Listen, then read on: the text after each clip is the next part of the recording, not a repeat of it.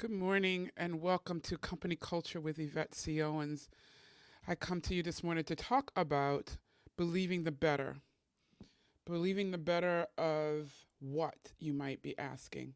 I am the author of Conquering Corporate Enemies, Mind, Personalities, and Situations. I'm also the author of No Bosses Allowed, Lead to Serve and Transform. Hopefully you can hear me fine. I'm going to keep getting set up here as you join today, this morning. Please share. Please share the broadcast. Please like the broadcast. Please subscribe if you're on YouTube. If you're on YouTube, subscribe. If you're on Facebook, like and share. If you're on LinkedIn, share, and share some more. Again, this is Yvette C Owens. Just continuing to get set up here. And there we go. Yvette C Owens from Company Culture with Yvette C Owens. I am again the author of Conquering Corporate Enemies, Mind, Personalities, and Situations, where I talk about my experience in corporate as well as those that I've worked with and consulted with, mentored, coached, so that not to really cause people to feel bad, but so that we can learn how to create cultures that really will thrive, where everyone in the organization can thrive. That's my desire, my greatest desire, is that we create cultures where leaders lead from a place of truth, with authenticity, and with care and empathy for those in their under their leadership, who they're leading, who have come on, care for those who have come on to partner with them and grow and build the vision that they all signed on to make come to a reality. And again, it's important that we do that. Leadership is the answer. Leadership matters, but so do the people who you're leading. And the healthier we are as leaders, the healthier our organization. And that's from every leader, from the top, the visionary, down, and throughout the organization. Today we're talking about believe the better. And we are a symptom of what we believe. Our beliefs actually drive our decision making, drives our choices, it drives our speech, it drives our behavior, it drives our self care, and we have to believe the better. Some have been trained in the workplace to assimilate to a pattern of behaviors, a pattern of thought that's in that culture, which may not be very healthy. And then when it conflicts with what you believe, then within your core, it's conflicting with what you really sense is, let's just say, the right thing to do. And that's not with quotes. I believe that everyone has a sense of right and wrong within them. We may choose to ignore the right for the wrong, but I believe every one of us has a sense of choice, right and wrong. And when we choose to assimilate, when we choose to follow leadership or practices that are in front of us that conflict with our right in the very core of us, then we stop believing the better and we believe and follow the worse. And as leaders, when we do that, we sacrifice everyone else who has signed up, who is partnering with us to complete an assignment, who's completing or fulfilling a vision with us. Everyone else then is challenged to compromise the better for the worse. So when we do that, when we're not confident in ourselves and who we are, what we've been made to do, who we've been created to be, and our purpose. And I know that sounds like very lofty things, but at the real core of nature in every human being, we have a purpose. There's a plan that's been created for us that it had us in mind. And so we have to have more faith in what we were created to do and be than we do in those who are giving maybe direction externally to us. Because until those two things line up, then you will be in conflict and you will not be believing the better. And so we've heard, some of us have heard some things directed at us, talked to us, said about us, um, as they've been trying to shape us into something that we may not have been called to become. And as we ingest all of that, I will say toxic language, we start to believe that over what's really at the core of our being, what we sense, what makes us at peace. And I've always said, I've shared the story before that I was at lunch with some colleagues, and I realized that I had lost my joy. And when you lose your joy, you've lost your sense of peace. And it had nothing to do with our conversation. It just spewed out of me all of a sudden that I want my joy back. And I didn't have my joy back because I had so much negativity coming at me. And I started to believe it, even though I was with all my might fighting against it, which was what was stealing my joy.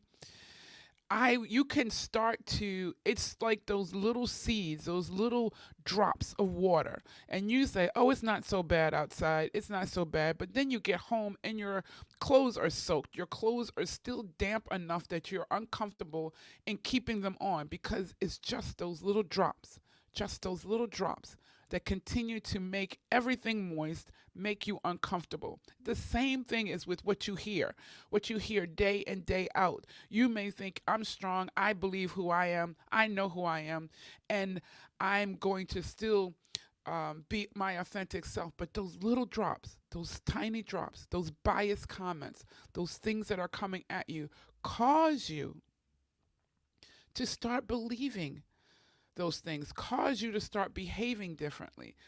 When you have to fight for so long to stay on top, when you have to fight for so long to be visible, when you have to fight for so long to be able to be recognized and to be acknowledged and promoted and elevated in your field, those droplets of negativity coming at you, you'll never make it. They might not say those words to you, but everything coming around you is saying that. Don't get the assignments that others get.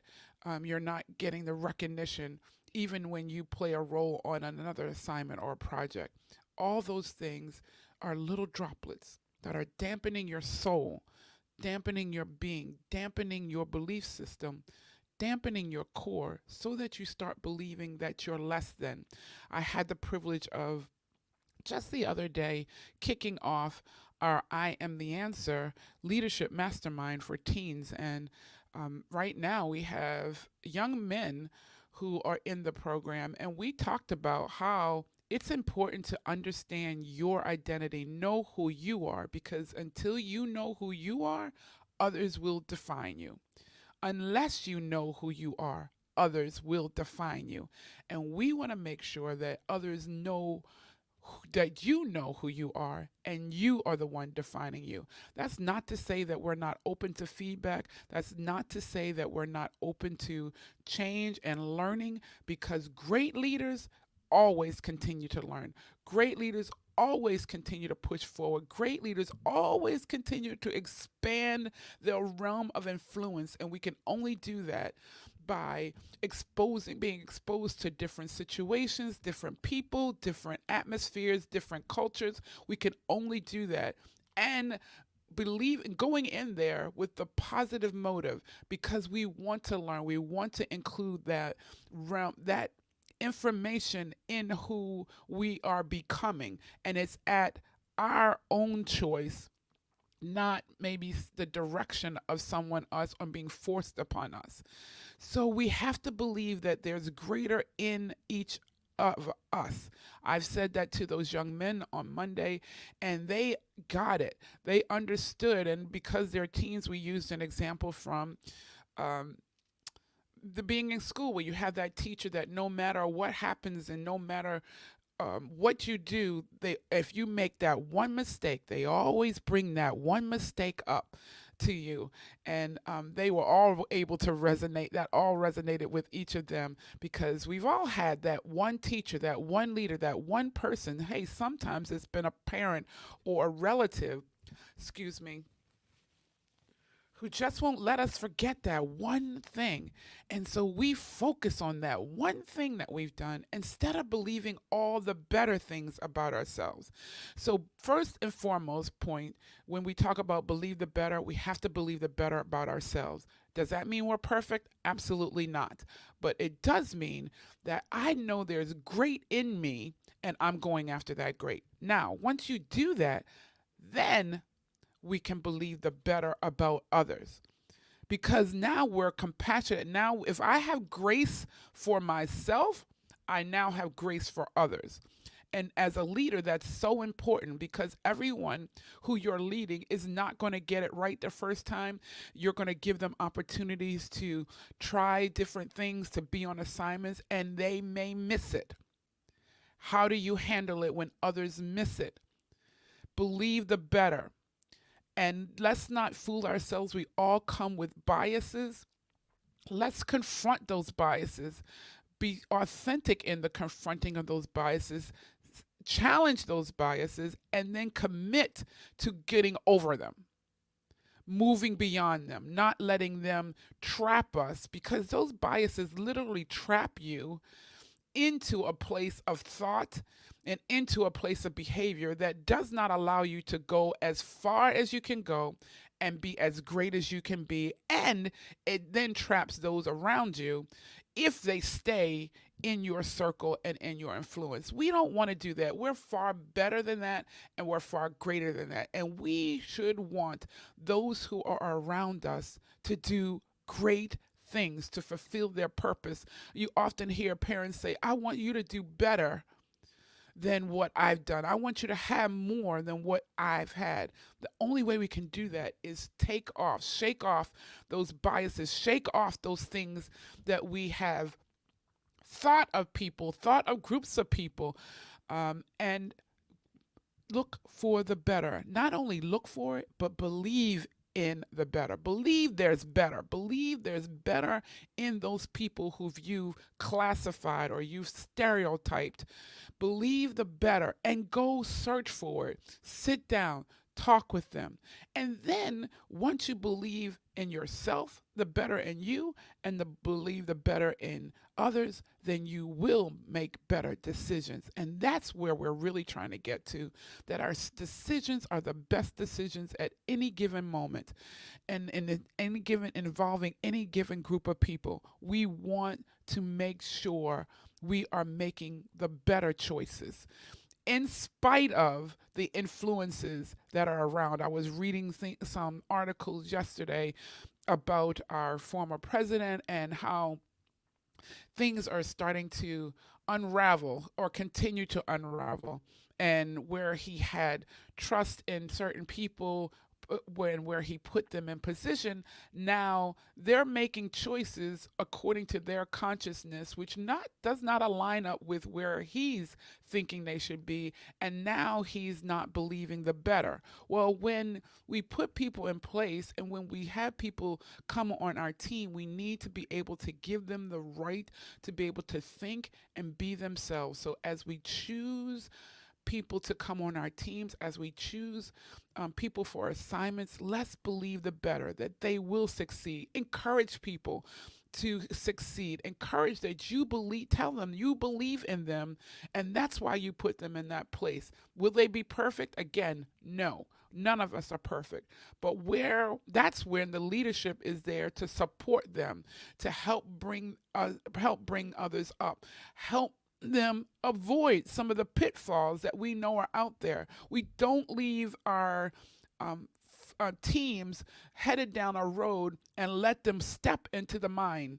We don't leave teams down the road or up the hill and allow them to be shattered by the bombs that can come at them. We prepare them with everything that we know that's in them because we want better for them and better for ourselves. We want better for our organizations. We want to strategically implement the change that we want to come forth. So I wanted to share this with you. Believe the better first in yourself.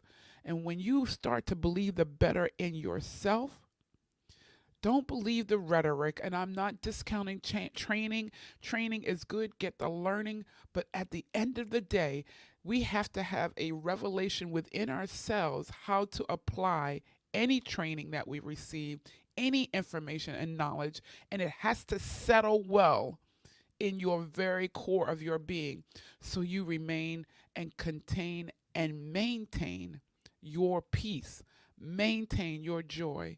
If it's stealing your peace and stealing your joy, there's something wrong with it, and you need to evaluate it, inspect it, and adapt, change, and make the turn so that you still are able to feel good about how you're behaving, good about the decisions that you're making.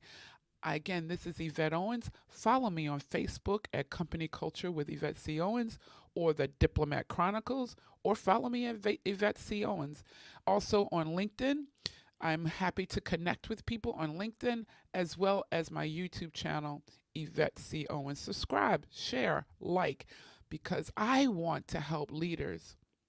I want to help leaders become better leaders because with better leaders, we are becoming better organizations, and there will be no doubt in my mind that we will achieve the vision that we have before us with far better expectations. We're going to exceed the expectations. We're going to exceed the KPIs, those key performing indicators. We're going to exceed them if we come to the table as better people, and then we help those around us become better people.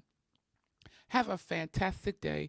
Remain safe and have a sound mind as you're making the choices for yourself and for those you influence.